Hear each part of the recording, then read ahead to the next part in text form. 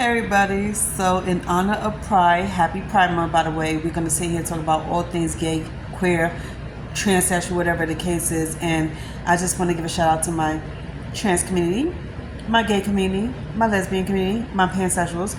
But let's get this shit down one thing.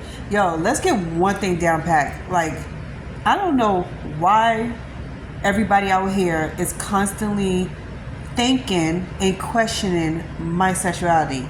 Hear me out, because y'all don't see the shit. Y'all don't live around my way, so y'all don't never see it. So I get this little question last week about me not being seen with a person. Why don't I ever be seen coming in and out of my house with somebody? Or why am I not seen hanging out outside with another person, a woman, whatever the case is? And then you got somebody else always asking me, do I have a man? And I'm sitting here like, yo, what the fuck? So just a minute ago, I just started talking to my family about my sexuality and everything, and I'm so glad that my family accepted me as being a pansexual, not a bisexual, pansexual. Look it up in the dictionary if you don't know. I'm not going to sit here and explain it to you what it is, but I've been like this since I was 17 years old, and nobody even realized this.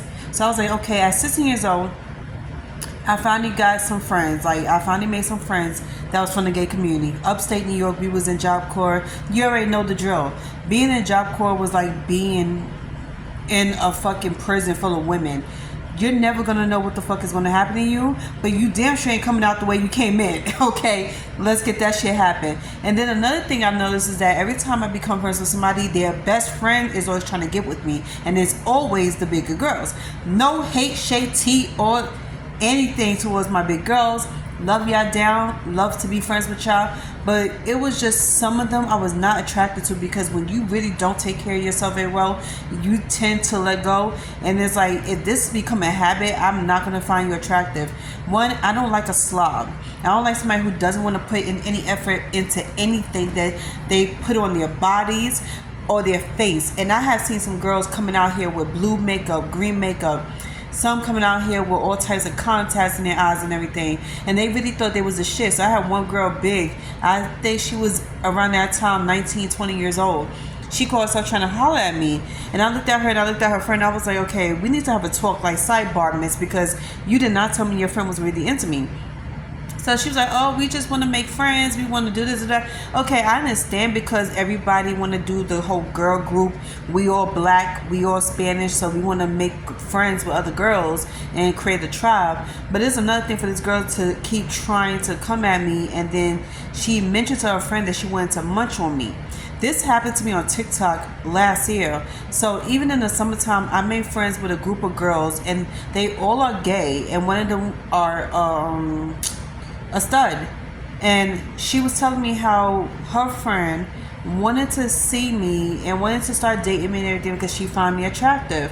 Conversation was always amazing. It was always fun around these girls, but I wasn't looking at any of them in a romantic way. So I was like, okay, you know what, we're not doing this today. I kindly rejected her, but at the same time I was like, yo, you are very great for somebody out there who's looking for somebody like that. First of all, she was way too far from me anyway. She's in Georgia. I'm in New York. Makes no sense. So I'm over here planning my outfit for Pride, and this girl was like, oh, we need somebody to host this little thing. Okay, I don't know what's going on with these girls, but these girls wanted to come to New York and they wanted to host like a little gathering and stuff. You know, I had to say no to that. But the point I'm trying to make is, don't come at me looking all fucked up and everything and expect for me to accept you. They want to talk about, you supposed to accept me for who I am and how I look. No, I don't. Especially if you let yourself go, honey. So scratch that. Let's move on to the next subject. I am pansexual. Okay.